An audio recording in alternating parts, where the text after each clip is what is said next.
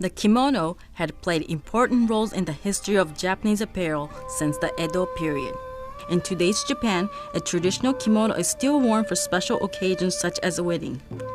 We would like to introduce one of a bridal kimono, a white bridal kimono.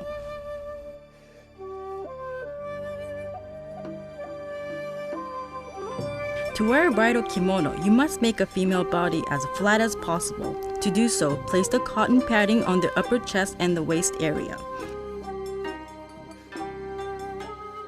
A full-length undergarment called nagajuban will be worn over the padding. Make sure the collar in front is at 90-degree angle to itself.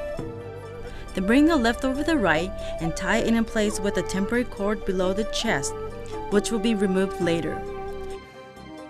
Wrap the cord around the back, remove the wrinkles, and pull the collar down with one hand space from the neckline. In Japan, sexiness comes from the woman's neckline. Pulling down the collar emphasizes the neckline and porcelain-like skin.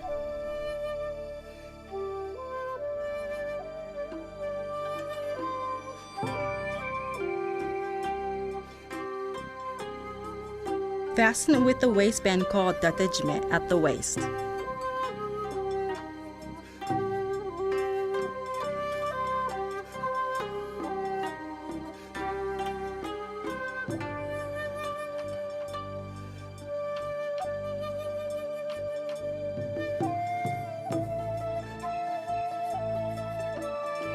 It is secure now, so take off the temporary rope. This is the full-length undergarment, nagajuban.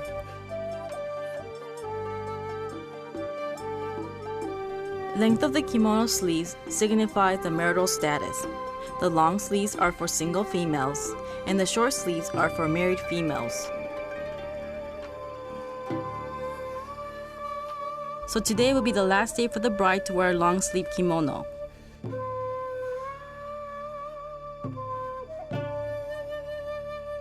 Now, another layer called the kakeshita will go over the full-length undergarment. Remember, kimono must be worn left over the right. Only the deceased wear the opposite.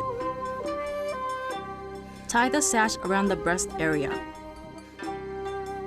Kakeshita is made longer in length, so it is very important to adjust the length properly.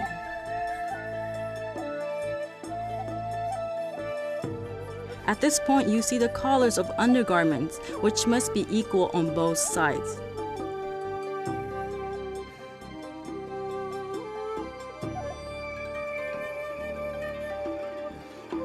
The bottom part must be tapered for sophisticated line, and for the traditional bridal kimono, it is worn dragged, just like the mermaid shape.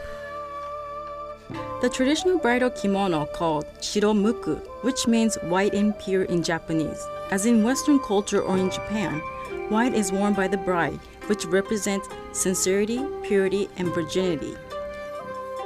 In a traditional Japanese wedding, the bride's hair is a design in the style called bunkin takashimada, and worn with the beautiful combs and accessory called kanzashi. Now, wrap a white sash or datejime around the waist, securing the kimono for the last time before we proceed to the next step, the obi.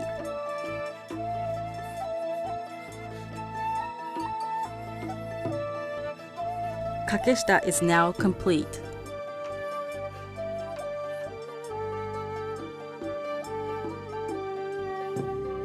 The white sash used for this process is called kakeshita obi. Wrap the white sash twice around the waist, inserting the two boards, one in the front below the breast and one inside the sash in the back. This process is used to help keep the sash in shape.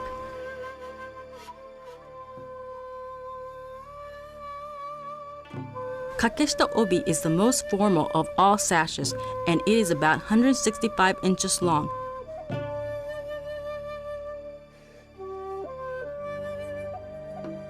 Festive designs are woven into the obi. Traditionally, this particular sash is worn only by the bride.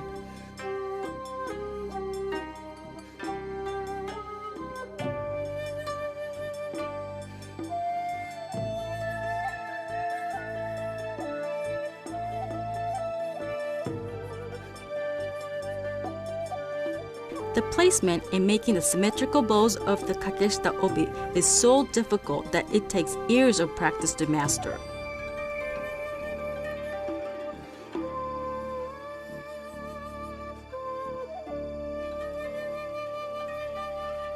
Padding will be placed at the lower back to help stabilizing the sash bow.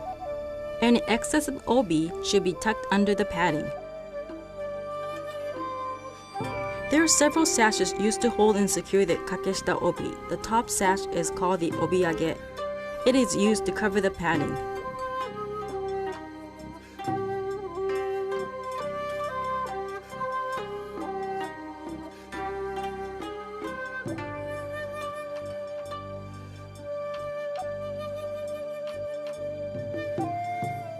The rope around the top of sash is called the obijime.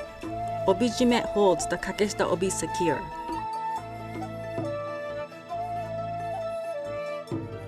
Flip over the bow, making a nest-like shape as if eggs can be held in the dimples.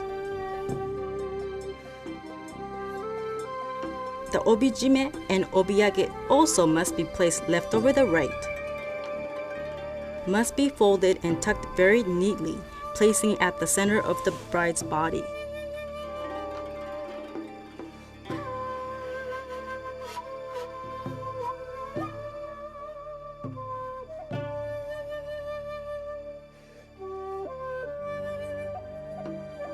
Obijime is the last cord to secure kakeshita obi.